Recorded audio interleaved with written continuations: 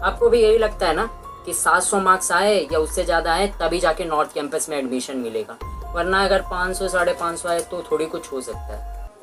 तो चलो एक बार इन सब के मार्क्स देखो। ये वो बच्चे हैं जिनको बहुत कम मार्क्स पे भी एक अच्छे कॉलेज में एडमिशन मिला है। और इसमें सिर्फ SC ST ये सारी कैटेगरी नहीं है, बल्कि जनरल OBC SC ST सब बच्चों के साथ यही हाल है। और कुछ जनरल बच्चे भी ऐसे हैं जिनके बहुत कम मार्क्स होने पर, जिसमें उम्मीद भी नहीं थी कि किसी अच्छे कॉलेज में एडमिशन मिलेगा, उनको डिमांडिंग कोर्स में एडमिशन मिल गया। अब आप लोग सोच रहे होगे कि ऐसा हो कैसे सकता है, हैरान हो गए ना, क्योंकि बाकी यूट्यूब की वीडियोस पे तो यही देखा है हमने कि 700 से ज़्यादा मार्क्स होंगे तो ही नॉर्थ कैंपस मिलेगा, 700 से कम हुए तो साउथ कैंपस मिल सकता है, और अगर 600 से कम हुई तो हमारी कोई औकात ही नहीं है, हमें तो कोई कॉलेज ही नहीं पूछेगा। और अब आप लोग पक्का सोच रहे हो अंदर से इनकी सेटिंग होगी कुछ ना कुछ, पैसे वगैरह देके एडमिशन कराया होगा। तो नहीं मेरे दोस्त, ऐसा बिल्कुल भी नहीं होता है। मेन बात है इनको वो सीक्रेट पता है जिस कारण ये लोग अच्छे कॉलेज में पहुंच सके, और डिमांडिंग कोर्स के साथ प्रेफरेंस शीट का खेल है सारा। इन्होंने बहुत अच्छे से प्रेफरेंस शीट को बनाया था जिससे इनका एडमिशन ईजिली हो गया। अब आप लोग सोच रहे होगे कि ठीक है, प्रेफरेंस शीट की तो इम्पोर्टेंस समझ आ गया कि प्रेफरेंस शीट अच्छी बनाएंगे तो एक अच्छे कॉलेज में एडमिशन मिल जाएगा। और सोच रहे होगे कि अब मैं कैसे प्रेफरेंस शीट बनाऊं जो मेरे भी एक अच्छे कॉलेज में एडमिशन हो जाए। तो टेंशन मत लो दोस्त, अब सभी को मैं फ्री में प्रेफरेंस शीट प्रोवाइड करूंगा, लेकिन सही वक्त आने पे।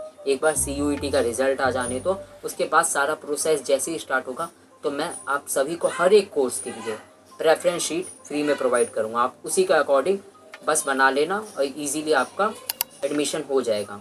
खैर, मैंने यहाँ पे ये बताया कि डिमांडिंग कोर्स में इनका इजीली एडमिशन हो गया, इसका मतलब ये नहीं कि आप भी उन्हीं कोर्स में घुस जाओ और उसमें एडमिशन लेने के लिए चले जाओ। सबसे पहले अपने आप को आइडेंटिफाई करो कौन से सब्जेक्ट में आपको इंटरेस्ट आता है, उसी के अकॉर्डिंग कोर्स लो।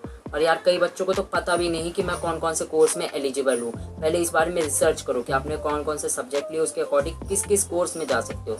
आप सबको ये भी नहीं पता कि कौन कौन से कोर्स होते हैं दिल्ली यूनिवर्सिटी में, अलग अलग टाइप के होते हैं।